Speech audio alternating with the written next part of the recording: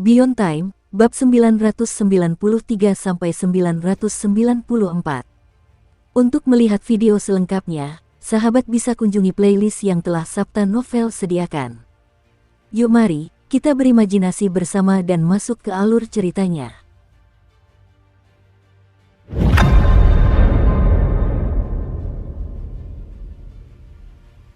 Di dasar laut terlarang, di tengah arus hitam, kecemasan dan kegelisahan kejahatan sementara mencapai puncaknya.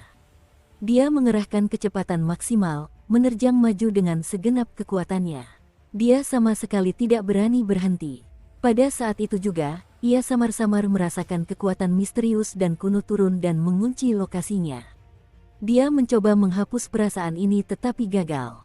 Hal ini membuat jantungnya berdebar kencang karena ia merasakan malapetaka yang akan datang. Karena itu, ia segera meninggalkan dasar laut. Saat melarikan diri, dia melakukan serangkaian segel tangan, mempersiapkan sebuah seni abadi. Seni abadi ini mirip dengan teleportasi, tetapi cara penyajiannya sangat aneh. Selain itu, dia masih harus membayar harganya. Seandainya itu dia saat masih berada di alam penguasa, dia hanya perlu bernapas untuk menyelesaikannya. Terlebih lagi, meskipun harganya tidak kecil, itu tidaklah tak tertahankan. Namun sekarang, dia membutuhkan waktu untuk mempersiapkan diri dan membayar harga yang lebih mahal. Namun, dia tidak punya pilihan lain. Pada saat itu, benih seni abadi dengan cepat mengembun di lautan kesadarannya dan pikirannya pun bergejolak. Leluhur telah wafat, tanah suci pasti akan dilanda malapetaka. Transient Evil merasa getir. Adegan-adegan dari tahun-tahun di tanah suci itu muncul dalam benaknya dan ia tak bisa menahan rasa penyesalan. Dia memang merasa sedikit menyesal, tetapi dia mengerti bahwa karena keadaan sudah sampai pada titik ini, tidak ada gunanya menyesal. Dia tidak memiliki perasaan mendalam terhadap rasnya seperti leluhurnya.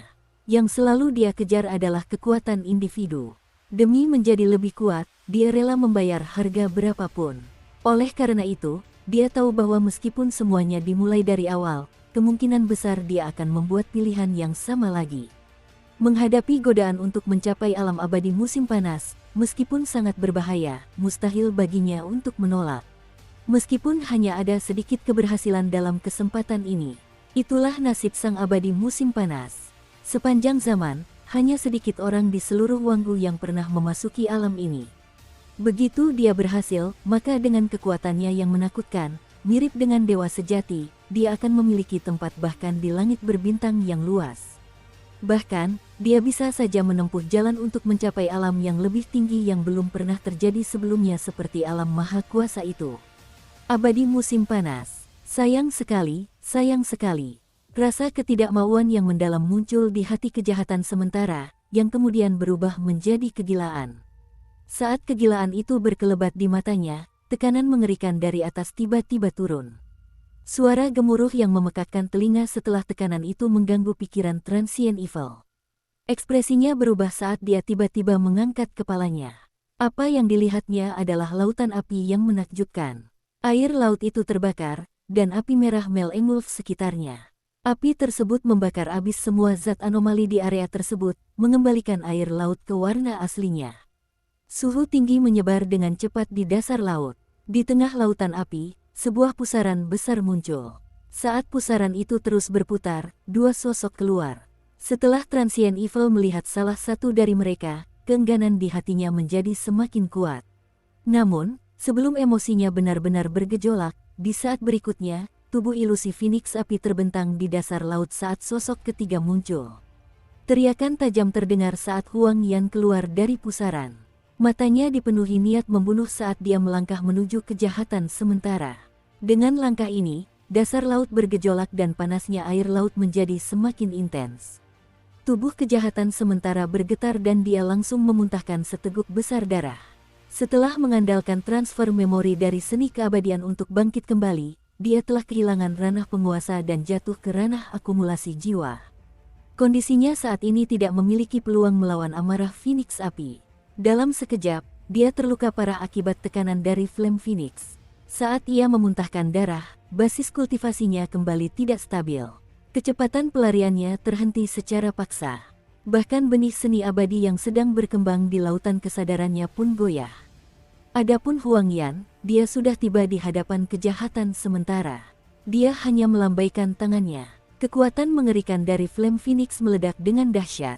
Kobaran api berkumpul di dasar laut, membentuk badai api yang menyapu ke arah kejahatan sementara. Dalam perbedaan kekuatan absolut tersebut, perlawanan apapun menjadi tidak berarti.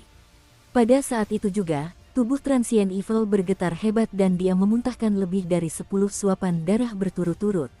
Basis kultivasinya runtuh dari keadaan tidak stabil dan jatuh lagi. Dia jatuh dari alam akumulasi jiwa sempurna ke tahap akumulasi jiwa 4 dunia. Pada saat hidup dan mati ini, dia sama sekali tidak peduli bahwa benih seni abadi di lautan kesadarannya belum sepenuhnya siap. Saat ekspresinya berubah dan pikirannya bergejolak, di bawah selubung aura kematian, dia tidak ragu-ragu dan dengan paksa mengaktifkannya. Sesaat kemudian, sosoknya tiba-tiba roboh, berubah menjadi untaian benang berkilauan yang tak terhitung jumlahnya lalu menghilang. Huang Yan berdiri di sana dan menatap ke kejauhan dengan dingin. Pada saat itu, Su Qing dan Erniu juga turun dari pusaran api. Su Qing, aku tahu kau ingin membunuhnya sendiri. Dengan kultivasi orang ini sekarang, dia sudah kehilangan ancamannya bagimu. Aku juga sudah mengganggu seni rahasianya, jadi dia tidak bisa melarikan diri jauh. Huang Yan menatap Su Qing. Serangan sebelumnya jelas merupakan hasil dari upayanya mengendalikan kekuatannya secara sengaja. Su Qing mengangguk. Hubungannya dengan Huang Yan hanya setingkat di bawah kapten, jadi tidak perlu baginya untuk mengatakan apapun. Pada saat itu, kilatan dingin muncul di matanya. Pada saat itu juga, indera ilahinya menyebar dan suara-suara yang tak terhitung jumlahnya ditransmisikan kepadanya. Terdengar suara air mengalir, ikan mengibaskan ekornya, raungan binatang laut, pergerakan pasir, segala macam suara berkumpul menjadi napas laut terlarang. Dalam tarikan napas ini, Su Qing merasakan detak jantung kejahatan sementara. Berhasil menemukannya. Dia berbicara dengan tenang dan melangkah maju. Huang Yan duduk dan melirik Erniu yang tampak antusias. Duduklah. Dia bisa mengurus sisanya sendiri. Sang kapten ragu sejenak. Awalnya ia ingin menonton pertunjukan, tetapi setelah melihat Huang Yan, ia tetap memilih untuk duduk di samping. Setelah itu, ia terbatuk. Saudara ipar, Erniu, aku ingat kau pernah bilang ingin berlatih di rumahku. Lagi pula, kau sudah mempersiapkannya sejak lama. Kau bahkan tahu cara membuka gerbang rumahku. Huang Yan memberikan senyum palsu. Sang kapten berkedip dan langsung menggelengkan kepalanya. Kemudian dia tiba-tiba berbicara. Ada yang tidak beres dengan adik junior. Tidak, aku akan pergi melihatnya. Saat berbicara, ia bangkit dan secara naluriah ingin pergi. Namun, Huang Yan merangkul lehernya. Tidak apa-apa, aku akan mengawasinya. Mari kita bicarakan bagaimana kamu akan membuka pintu kamarku saat aku tidur. Ayo, kita bicarakan secara detail. Saat Huang Yan dan sang kapten berbincang ramah di sini, di area yang agak jauh dari mereka, benang-benang berkilauan berkelap-kelip di air laut dan dengan cepat berkumpul, membentuk sosok kejahatan sementara. Begitu muncul, ia langsung memuntahkan seteguk darah lagi. Tubuhnya lemas dan wajahnya pucat. Ia segera memeriksa sekelilingnya dan menyadari bahwa ia belum melarikan diri jauh. Tekanan di jantungnya sangat hebat. Namun, dia tidak ragu-ragu. Dia mengertakkan giginya dan terus mempersiapkan benih seni abadi di lautan kesadarannya sambil bergerak maju dengan cepat. Benih seni abadi yang lengkap membutuhkan waktu 15 menit. Transient Evil merasa cemas tetapi tidak ada yang bisa dia lakukan. Pada saat itu, detak jantungnya meningkat dan dia bergumam saat menerobos air laut di depannya. Namun, saat dia bergegas keluar, dia mendengar suara-suara dari laut. Hal pertama yang terdengar di telinganya adalah suara air mengalir. Suara itu bergema dari segala arah dan berubah menjadi riak tak terlihat. Saat bersentuhan dengan kejahatan sementara, ekspresinya berubah drastis. Tidak bagus, dia hendak menghalangnya, tetapi dia tidak mampu lagi. Dalam sekejap, suara air mengalir meledak di sekitarnya, berubah menjadi kekuatan mematikan yang menakjubkan. Itulah kekuatan otoritas suara. Di tengah gemuruh, tubuh Transient Evil bergetar hebat. Jika dia masih berada di alam ruler, dia tentu saja akan mampu mengabaikan otoritas suara Su Qing. Namun, saat ini dia tidak berada di sana. Tingkat kultivasinya, yang telah jatuh ke akumulasi jiwa 4 dunia, berfluktuasi dengan hebat. Dalam sekejap, tubuhnya berlumuran darah, dan kekacauan melanda tubuhnya. Pada saat kritis ini, Transient Evil melakukan serangkaian segel tangan dengan kedua tangannya dan mengaktifkan kekuatan ilahinya. Dia nyaris tidak mampu menggunakan otoritas penghapusannya sebelum dengan paksa bergegas keluar dari area ledakan sonik. Darah mengalir keluar dari sudut mulutnya, tetapi suara-suara yang mengandung niat membunuh Su King terus bergema. Itu berasal dari detak jantungnya. Detak jantung itu tiba-tiba menjadi seperti kilat yang terus-menerus naik di dada Transient Evil. Seolah-olah dikendalikan oleh seseorang dan langsung meledak di saat berikutnya. Suara gemuruh langsung bergema. Dada Transient Evil meledak. Saat darah berceceran ke segala arah, seluruh tubuhnya gemetar dan segala sesuatu di depannya tampak terdistorsi. Hanya rasa sakit yang tak terlukiskan yang menyebar ke seluruh tubuhnya. Pada saat yang sama, suara-suara yang tak terhitung jumlahnya datang. Dia mendengar suara ikan yang mengibaskan ekornya, raungan binatang laut, pergerakan pasir di dasar laut, dan napas laut terlarang. Semua suara ini berkumpul dan meledak dengan niat membunuh yang mengguncang bumi. Semuanya meledak, suara gemuruh terus bergema, berubah menjadi badai niat membunuh. Badai itu datang dengan cara yang aneh dan menyerang tubuh dan jiwa kejahatan sementara. Darah berceceran di udara. Dia menahan rasa sakit yang hebat akibat luka-lukanya dan jiwanya hancur saat kegilaan muncul di matanya. Dia menerobos maju dan melepaskan kekuatan otoritas penghapus berulang kali, mencoba menetralkan otoritas suara. Namun, hasilnya tidak sempurna. Darah menyembur keluar, dan luka-luka di tubuhnya bahkan lebih serius. Pada akhirnya, ketika seluruh tubuhnya hampir hancur berkeping-keping, dia akhirnya bergegas keluar dari area yang bergemuruh dan melangkah ke dunia yang sunyi. Kesunyian. Namun, ekspresinya berubah drastis lagi. Dukung terus channel YouTube Sabta Novel. Kemudian muncul perasaan krisis hidup dan mati. Hal ini karena ia tahu bahwa keheningan tidak melambangkan keamanan. Bahkan, justru sebaliknya, keheningan melambangkan hilangnya suara seseorang. Setelah suara-suara itu dicuri, si pencuri akan memiliki kekuatan yang mirip dengan kemahatauan. Dia segera mengaktifkan benih seni abadi yang belum sepenuhnya siap. Dia harus membayar harga yang jauh lebih mahal sebagai imbalan atas kemampuan untuk melarikan diri. Di tengah gemuruh, sosoknya berubah menjadi untayan-untayan gemerlap yang tak terhitung jumlahnya yang hendak menghilang ke laut. Namun, pada saat berikutnya, suara-suara yang tak terhitung jumlahnya meletus dari keheningan, membentuk kekuatan besar yang tanpa ampun menekan untayan-untayan yang dibentuk oleh kejahatan sementara. Suara gemuruh bergema, banyak benang yang langsung putus dan sisanya menghilang tanpa jejak. Beberapa saat kemudian, sosok Su King muncul di area ini. Ia tanpa ekspresi saat menatap ke arah tempat kejahatan sementara melarikan diri. "Kamu tidak bisa melarikan diri." Sambil berbicara, Su King berjalan maju dengan tenang, seperti saat ia dikejar oleh kejahatan sementara sebelumnya. Transient Evil berada dalam kondisi yang sangat menyedihkan. Wajahnya pucat dan penglihatannya mulai kabur. Dia kehilangan salah satu kakinya. Saat dia menggunakan seni abadi dan melarikan diri, otoritas suara Su King yang dikombinasikan dengan efek balik dari seni abadi tersebut memutus salah satu kakinya dari jiwanya dan berdampak pada tubuh fisiknya. Rasa sakit yang hebat menerjang pikirannya seperti gelombang pasang, menyelimuti seluruh tubuhnya. Baginya, penderitaan seperti itu hanya pernah dialami pada tahap kultivasi yang lebih rendah. Setelah mencapai tingkat ketiadaan, dia tidak pernah mengalami hal seperti itu lagi.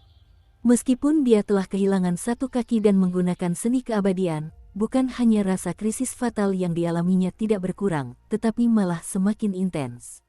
Hal ini karena kaki yang tersisa telah membusuk pada suatu waktu. Pembusukan ini disebabkan oleh racun dan kutukan. Itu adalah kekuatan ilahi penahan racun milik Su King. Itu sangat ganas. Api itu meletus dan menyebar dengan liar. Sekarang setelah mencapai pahanya, sepertinya api itu ingin menutupi seluruh tubuhnya. Api itu tidak mau melepaskan kultivasinya, tubuhnya, dan bahkan jiwanya. Hal ini membuat jantungnya berdebar kencang. Ia hanya bisa mempertaruhkan segalanya dan menggunakan energi asalnya untuk menunda pembatasan racun sambil mencoba menghapusnya dengan otoritasnya. Namun, karena kultivasinya telah menurun dan kondisinya sangat buruk, dia bahkan menjadi sasaran perburuan. Dia tidak punya waktu atau energi untuk menetralisirnya. Sialan, sialan, sialan. Rambut Transient Evil acak-acakan dan dia mengeluarkan raungan yang tak diinginkan dalam hatinya. Matanya menunjukkan kegilaan. Dia jelas tidak punya waktu untuk menetralisirnya. Dalam hal itu, hanya ada satu pilihan di hadapannya. Kekuatan asalnya meledak, membentuk kekuatan pembunuh jiwa yang secara langsung memisahkan tubuh bagian bawahnya dari jiwanya. Tubuh fisiknya pun ikut terpengaruh. Dalam sekejap, bagian bawah tubuhnya langsung meledak, berubah menjadi darah beracun yang berceceran ke segala arah. Ia kini semakin lemah, hanya tersisa bagian atas tubuhnya.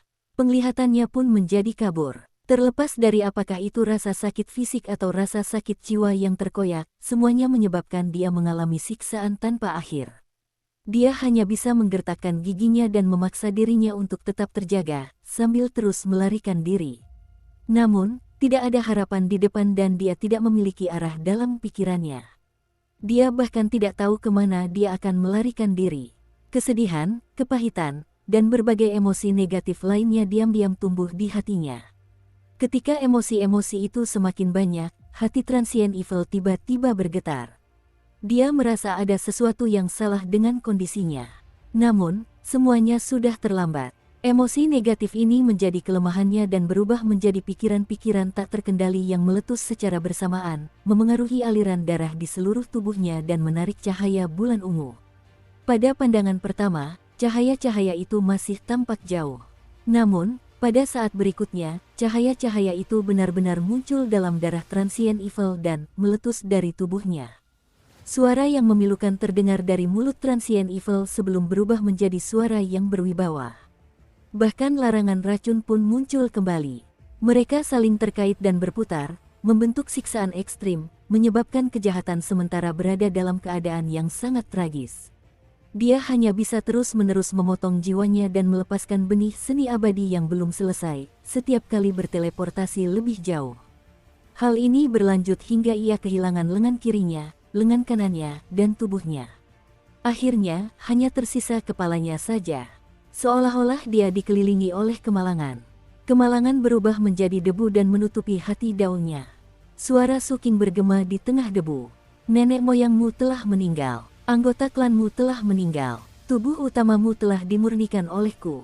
Rasmu sudah tidak ada lagi. Kau adalah satu-satunya anggota ras kehidupan jahat yang tersisa di Wanggu. Kau gagal memurnikanku dan kehilangan kesempatan untuk menjadi dewa musim panas. Selanjutnya, aku akan memurnikanmu dan kau akan kehilangan wewenang penghapusanmu. Suara-suara ini membawa otoritas ilahi bulan ungu dan ditransmisikan dalam bentuk otoritas suara.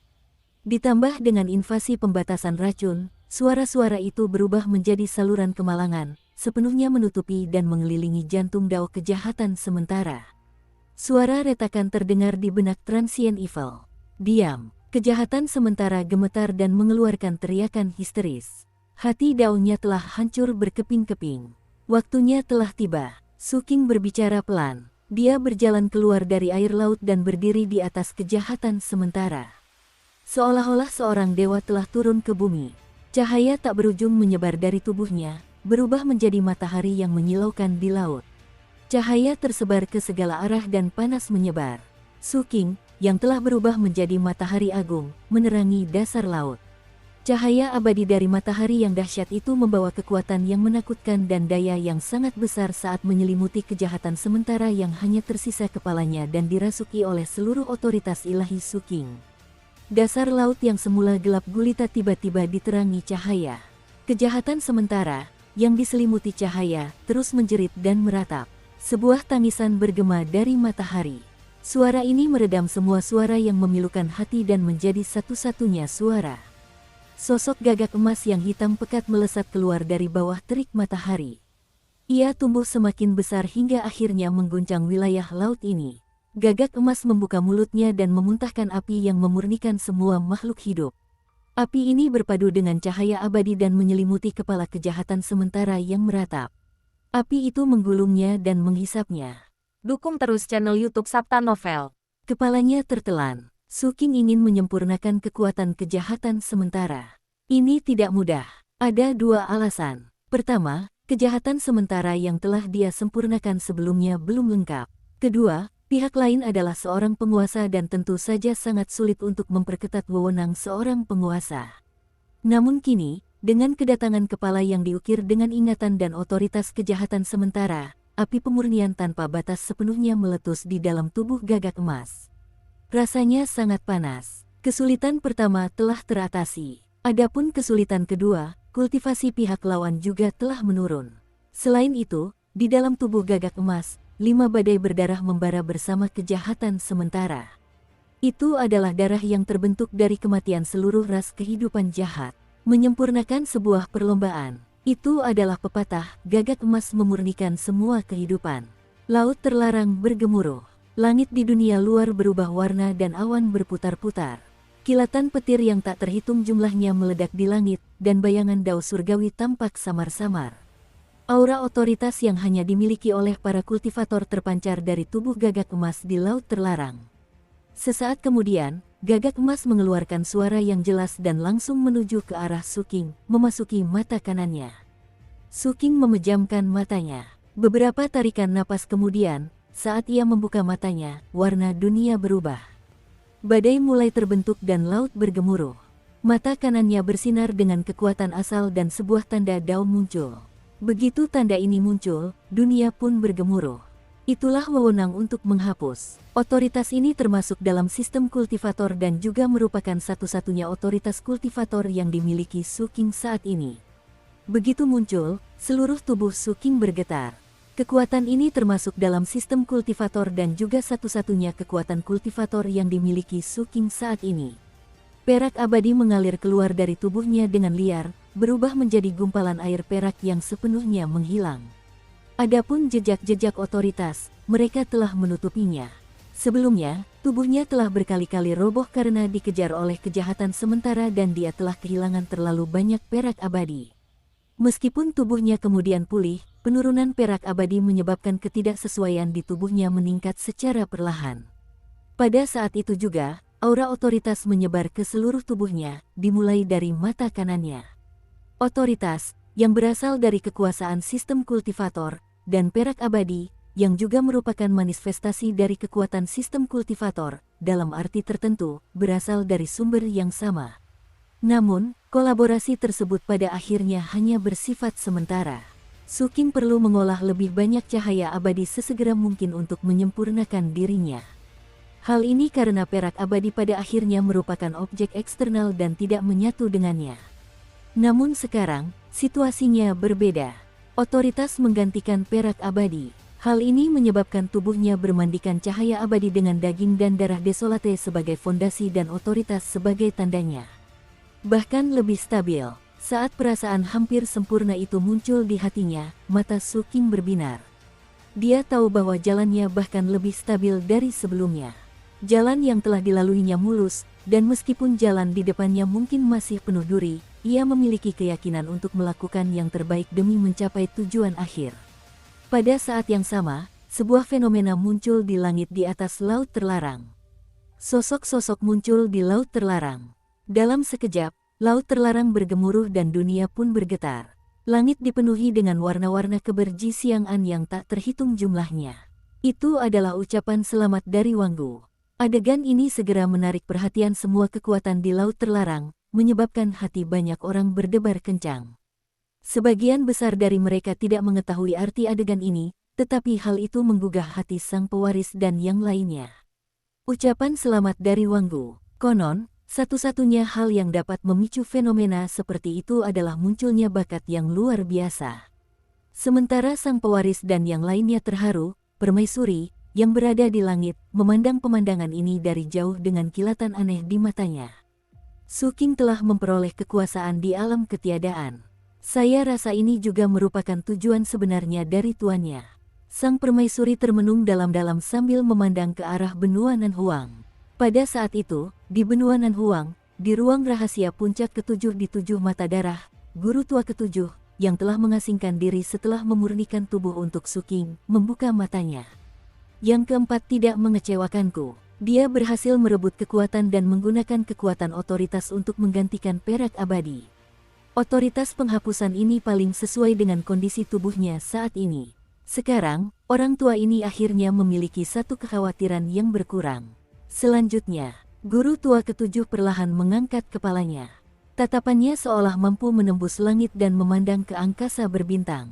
Di balik banyak tanah suci yang bergegas menuju Wanggu, terdapat sebuah patung yang memancarkan aura menakutkan. Ekspresi tuan tua ketujuh tampak muram. Aura yang familiar, guru. Apakah kamu masih orang yang sama yang kembali? Tuan tua ketujuh merasa getir. Waktu berlalu begitu saja. Beberapa hari kemudian, berita tentang kehancuran tanah suci kehidupan jahat menyebar ke seluruh Wanggu, menimbulkan gelombang ke segala arah. Pada saat yang sama, semua tanah suci yang turun juga terkejut oleh berita ini. Segera setelah itu, dekrit yang lebih mengejutkan menyebar dari spesies manusia dan ras langit mistik bulan api. Setelah menyatu, dekrit itu membentuk kehendak tertinggi Wanggu Timur. Tanah suci kehidupan jahat menyimpan niat jahat. Ada dua kejahatan. Pertama, dengan kedok kebaikan, ia secara diam-diam menyusup ke banyak ras di Laut Terlarang, dengan niat jahat untuk melakukan investasi parasit, suatu tindakan keji dan menjijikkan. Buktinya sangat meyakinkan. Kedua, mereka mencoba membunuh guru besar kami dan surga mistik agung bulan api, sebuah tindakan keji dan mengerikan yang sangat jahat. Seluruh ras, tanpa kecuali, melindungi dan membiarkan tindakan ini tanpa penyesalan atau koreksi apapun, menyebabkan guru besar menderita tanpa henti. Niat mereka pantas dikutuk, tindakan mereka pantas dikutuk, dan seluruh spesies mereka pantas dikutuk. Sejak kedatangan tanah suci, kami di Wanggu Timur telah berpegang pada prinsip hidup berdampingan secara damai, tanpa niat untuk memicu konflik. Namun, mengingat tindakan-tindakan yang merajalela dan tak terkendali di tanah suci tersebut, kita dapat menilai tujuan-tujuan dari tanah suci lainnya.